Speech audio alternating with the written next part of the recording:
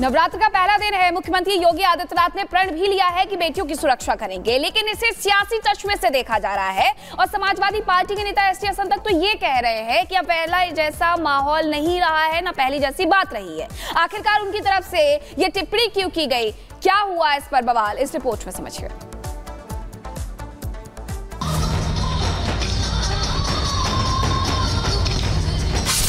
नवरात्र पर योगी आदित्यनाथ का प्रण।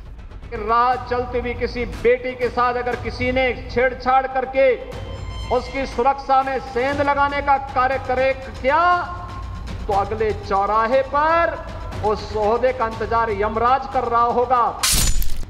गरबा पंडाल में नहीं घुस सकेंगे अराजक तत्व। बहन बेटियों की सुरक्षा करेगी योगी की पुलिस। बेटियों को छेड़ा तो चलेगा ऑपरेशन लंगड़ा। आज से देश भर में नवरात्र की शुरुआत हो गई है। आज से लेकर अगले 9 दिनों तक यूपी के हर एक शहर में भव्य कार्यक्रम होंगे। गरबा का भी आयोजन किया जाएगा। लेकिन गरबा को लेकर यूपी की राजनीति में गदर मचा हुआ है, क्योंकि योगी आदित्यनाथ पहले ही कह चुके हैं कि बेटियों की सुरक्षा के साथ खिलवाड़ करने वालों को नहीं छोड़ा जाएगा। वहीं विश्व हिंदू परिषद भी गरबा पंडालों पर तैनात रहकर गरबा महोत्सव में आने वाले लोगों की आइडेंटिटी चेक करेगा, जिस पर अब घमासान मच गया है। समाजवादी पार्टी के नेता एसटी हसन तो बेटियों की सुरक्षा से जुड़े इस मुद्दे पर भी राजनीति करने पर उतारू नजर आ रहे हैं।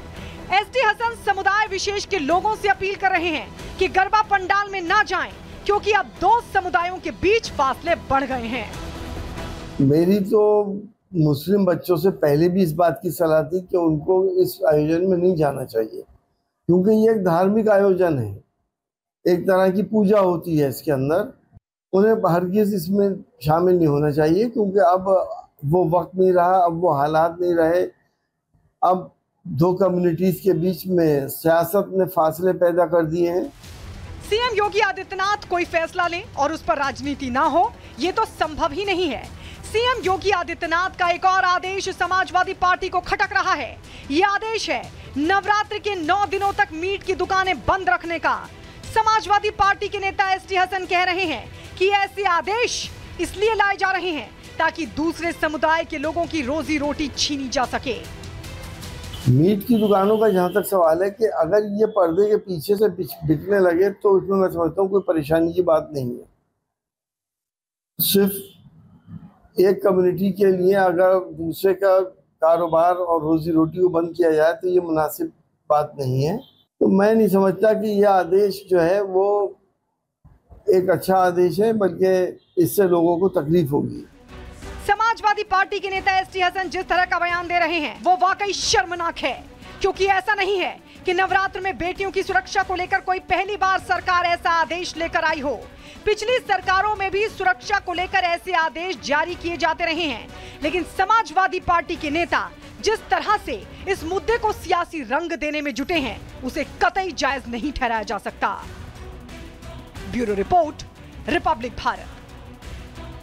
और सीधे रुक करते सहयोगी सत्यविजय का। सत्यविजय, सरकार की ओर से ये फैसला किया गया, पंडालों के जो आयोजक हैं उनकी ओर से ये फैसला किया गया ताकि जो बदसलूकी होती है, जो वहां पे बदतमीजी होती है या आमतौर पे जो ऐसी खबरें निकल के सामने आती हैं, उस पर रोक लग सके। लेकिन इस पर जम के राजनीति हो रही है, बयानबाजी हो रही है, वहां पे लोग क्या कुछ कह रहे हैं इस मुद्दे को लेकर?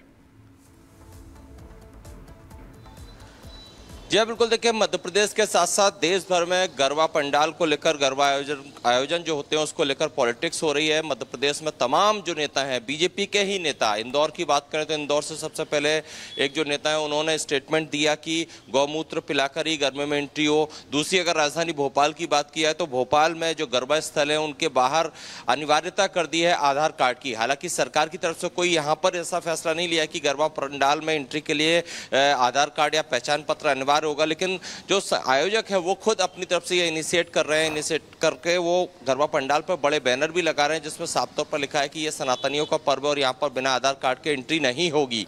पूरी जो पॉलिटिक्स है वो इसलिए की जा रही है कि जिस तरह का देश भर में माहौल बना हुआ है, जो गैर हिंदू लोग हैं वो इस तरह के गरबा आयोजन में आते हैं और कहीं ना कहीं जिहाद जैसी जो चीज़ आती है, लव जिहाद या इस तरह से लड़कियों को बहलाना फुसलाना और उन्हें अपना जाल में फंसाना, इन सब चीज़ों को देखते हुए ये जो आयोजक हैं वो इस तरह की पहल कर रहे हैं और इसी को लेकर पॉलिटिक्स हो रही है। कांग्रेस इसमें हमलावर है। कांग्रेस के अपने तर्क, उनका कहना है कि ये आयोजन के नाम पर भी हिंदू मुस्लिम या धार्मिक इस तरह की चीज़ें की जा रही है, लेकिन सुरक्षा के लिहाज से बात की जाए तो ये ठीक भी माना जा रहा है, क्योंकि मध्य प्रदेश की कैबिनेट मंत्री दर्जे के लोग भी ये कह चुके हैं कि अनिवार्यता की जाना चाहिए। हो सकता है कि आज से 9 दिन की अगर पंडाल में जाना है तो वराह पूजन करना होगा, दिक्कत किससे है? हमें तो नहीं होगी, मुझे लगता है हिंदुओं को तो इस बात से कोई दिक्कत नहीं होगी। जी हाँ, बिल्कुल। यही जो हिंदू आयोजक हैं, जो गरबा, चूंकि आयोजन जो है वो गरबे का आयोजन नवरात्र के दौरान होता है, इसमें बढ़ चढ़ के हिंदू जो बच्चियां हैं, लड़कियां हैं, महिलाएं हैं, परिवार के लोग हैं वो जाते हैं। और अगर इसमें इस तरह से पूजन हो या आधार कार्ड की एंट्री, आधार कार्ड दिखा के एंट्री हो, तो इसमें किसी भी ऐसे व्यक्ति को दिक्कत नहीं होगी जिसके मन में गलत नहीं है। यही तर्क दिए जा रहे हैं हिंदू संगठनों द्वारा, गरबा पंडाल में जो आयोजक हैं उनके द्वारा, और इसी को लेकर तरह तरह के बयान भी आ रहे हैं। बयान की शुरुआत इंदौर से हुई थी, जहां पर कि ये कहा गया कि गरबा पंडाल में एंट्री के लिए गौमूत्र पिलाकर एंट्री कराई जाए। हालांकि बाद में वो बीजेपी नेता अपने बयान से ढिलमुल हो गए, लेकिन इसके अलावा आधार कार्ड की अनिवार्यता पर मुझे नहीं लगता कि किसी को दिक्कत होना चाहिए, क्योंकि चाहे वो उषा ठाकुर हो, मध्य प्रदेश में मंत्री रही है, चाहे वो कृष्णा गौर हो जो वर्तमान में मंत्री है। इस बात प्रशासन ये नहीं चाहता है, जो आयोजक है वो ये नहीं चाहते कि किसी तरीके का बवाल हो, वहां पे हंगामा हो, लिहाजा इस तरीके के जो नियम है वो लागू किए जा रहे हैं। शुक्रिया तमाम जानकारी के लिए। बढ़ते खबरों की बात करते हैं बिहार की, जहां पर बिहार के पूर्व मंत्री ब्रिज बिहारी हत्याकांड मामले में सुप्रीम कोर्ट का फैसला आया है। पूर्व सांसद सूरज भान समेत 6 लोगों को बरी कर दिया गया है। सुप्रीम कोर्ट ने 2 दोषियों को उम्र कैद की सजा सुनाई है। मुन्ना शुक्ला और मंटू तिवारी को उम्र कैद की सजा सुनाई गई है। कोर्ट ने 15 दिनों के अंदर सरेंडर करने को कहा है। तो देखिए यहाँ पे जो पूर्व सांसद सूरज भान समेत हैं, उनके समेत 6 लोगों को यहाँ पर बरी कर दिया गया है, जबकि जो 2 लोग हैं इसमें उनको उम्र कैद की सजा यहाँ पे सुनाई गई है। बिहार के पूर्व मंत्री का ये प्रकरण है पूरा, जो याद होगा किस तरीके से ब्रिज बिहारी की हत्या की गई थी, और इस मामले को लेकर जो सियासी गर्मागर्मी थी वो भी बढ़ी हुई थी। हालांकि इस पूरे मामले में अब पूर्व सांसद सूरज भान समेत 6 लोगों को बरी कर दिया गया है, जबकि जो 2 लोग हैं उनको उम्र कैद की सजा सुनाई गई है। सुप्रीम कोर्ट की ओर से यह बड़ा फैसला ब्रिज बिहारी की हत्या को लेकर।